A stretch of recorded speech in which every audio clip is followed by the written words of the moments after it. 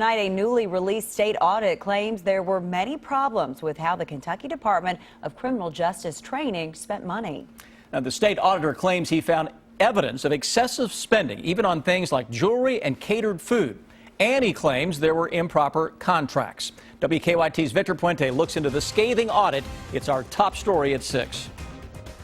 That audit covered the last 10 years of operations for the Department of Criminal Justice Training.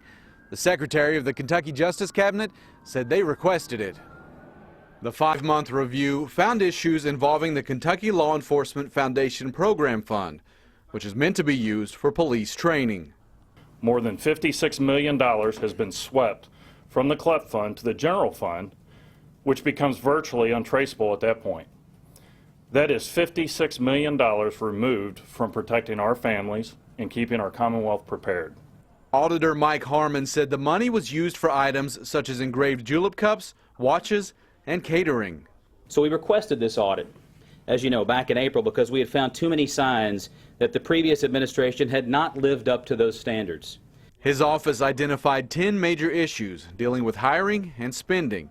He says any excess money from the CLEP fund should have gone to officers or led to reduced taxes.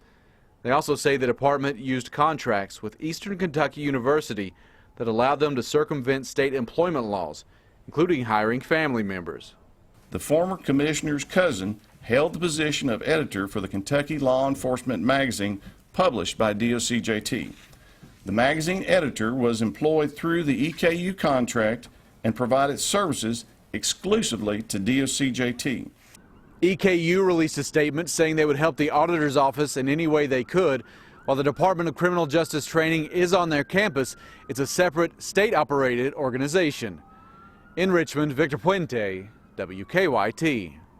The state auditor says this report will be referred to the Executive Branch Ethics Commission for their determination as to whether there needs to be more investigation.